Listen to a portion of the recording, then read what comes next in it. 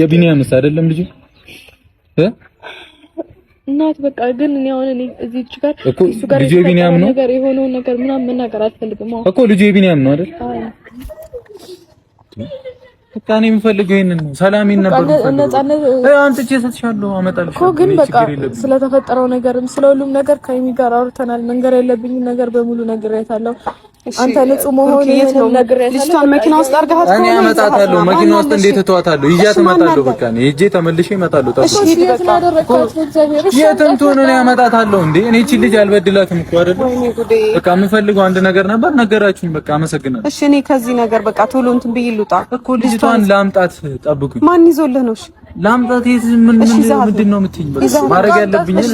በቃ እኔ ራሱ ከዚህ ነገር ቶሎ ብዬ እንትን ማለት ፈልጋለሁ። አንቺ በቃ ተረጋጊ። ልጅቷን ይዟት ይመጣል። በእርግጠኝነት የትም አትሆንም። አንዳቸው ይዘዋት ነው የሚሆነው በእርግጠኝነት ማለት ነው። ስለዚህ እንደዚህ መሳቀቅም እንደዚህ ማልቀስም እንትን ማለትም የለብሽም። በቃ የሆነው ሆኗል፣ የተፈጠረው ተፈጥሯል። እኔ እዚህ ውስጥ እኔ ራሴን አላስገባም። ግን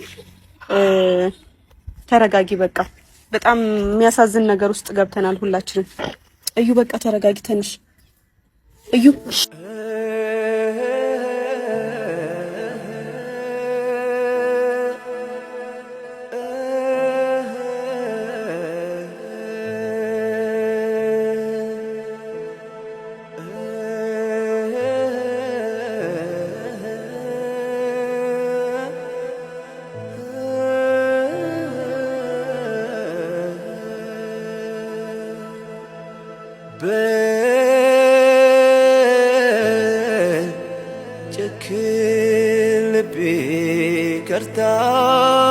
ከርታታው በእንባ ተሸኘች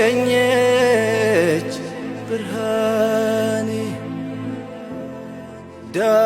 ዳግም በስለት ላትመጣ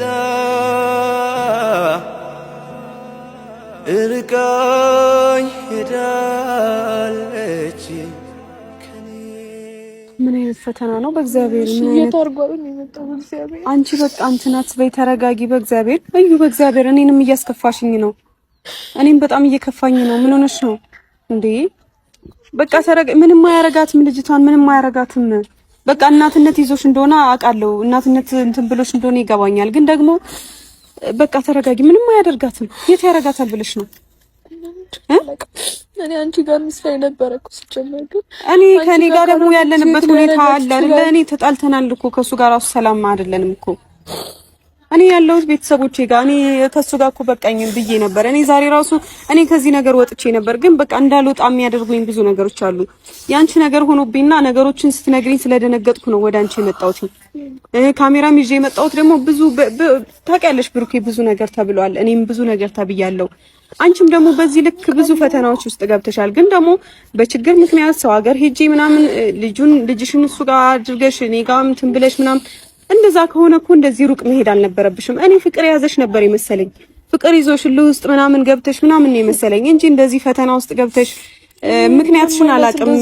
ከቢኒም ጋር እኔ ልጁን እሱ ራሱ አያሳዝንሽም? እኔ እንጃ፣ እኔ አላውቅም። እኔ አሁን አንቺን ልወቅስሽ አይደለም፣ ግን ምን እንዳደረገሽ እኔ በደንብ ትነግሪኛለሽ ብዬ እጠብቃለሁ። ምክንያቱም የነገርሽኝ ትንንሽ ነገሮች አሉ፣ እሱ ብቻ አይመስለኝም።